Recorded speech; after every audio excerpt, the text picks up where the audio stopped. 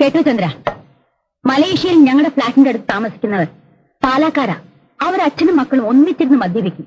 കാണാൻ എന്ത് രസമാ. അത് കണ്ടാണോ നീയും തുടങ്ങിയത്? പിന്നെ അവിടെ എല്ലാരും അങ്ങനെയല്ലേ? കണ്ടോ ചന്ദ്ര, ഇത് സ്ത്രീകളുടെ മാത്രം കഴിവാണ്. ഓരോന്നിനും ഓരോ എക്സ്ക്യൂസ്. ഇവൾ എന്നെക്കായാലും കൂടുതൽ കുടിക്കുമെന്ന് പറഞ്ഞാൽ ചന്ദ്രൻ വിശ്വസിക്കും. നിങ്ങൾ എന്തിനാ ഇതൊക്കെ ചന്ദ്രനോട് പറയുന്നത്? ചന്ദ്രന് നിങ്ങൾ നന്നായിട്ട് അറിഞ്ഞൂടെ? ഞാൻ നിർബന്ധിക്കുന്നില്ല. I really appreciate your girl. അത്ര ചെറുപ്പത്തിൽ ചന്ദ്രൻ എന്താ ചെറുപ്പം? പെണ്ണ് കെട്ടില്ലെന്ന് പറഞ്ഞ് നടക്കുകയല്ലേ? എന്താ തീരുമാനത്തിൽ വല്ല മാറ്റമുണ്ടോ? നീ അതും ഇതും പറയാതെ പോയി ഊണ് വിളമ്പ്. ചന്ദ്ര, നന്ദി വാക്ക് പറയാന്ന് വിചാരിക്കരുത്. മക്കളുടെ ഓരോ എഴുത്തു വരുമ്പോഴും ഞങ്ങൾ അവരുടെ കൂട്ടത്തിൽ ഉള്ളതിനേക്കാൾ കൂടുതൽ സുരക്ഷിതത്വം ചന്ദ്രന്റെ കൂടെ അവർക്കുള്ളതായി ഞങ്ങൾക്ക് തോന്നാറ്. ചന്ദ്രനോട് എന്തിനാ നന്ദി പറയുന്നത്? അനിയത്തിമാരായിട്ട് വേറെ ആരാ ഉള്ളത്? എന്താ മോളെ?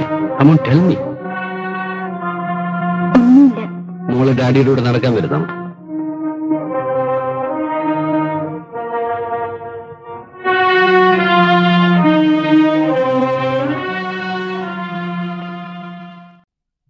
ഇത്രയും വലിയ ക്രൂരനാണ് നീയെന്ന് ഞാൻ അറിഞ്ഞിരുന്നില്ല. മറ്റാരായിരുന്നാലും ഞാൻ സഹിച്ചത്. നീ ഒന്ന് ആലോചിച്ച് നോക്ക്. എനിക്കൊരു തെറ്റുപറ്റി. മനഃപൂർവ്വമായിരുന്നില്ല. ഇനിയിപ്പോ മാപ്പ് ചോദിക്കുന്നതിലും അർത്ഥമില്ല. രമണിയുടെ പ്രായം ചന്ദ്രൻ അറിയാമല്ലോ. അവൾക്കത് മനസ്സിലാവുന്നില്ല. വൃത്തികെട്ട നിന്നെ ഇപ്പോഴും അവൾ സ്നേഹിക്കുന്നു.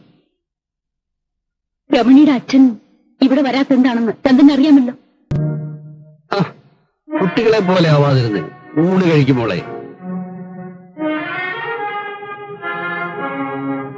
അല്പം മുൻപ് ഞാൻ ചന്ദ്രനെ കണ്ടു. വരുന്ന ആഴ്ചയിൽ നിങ്ങളുടെ വിവാഹം നടക്കും.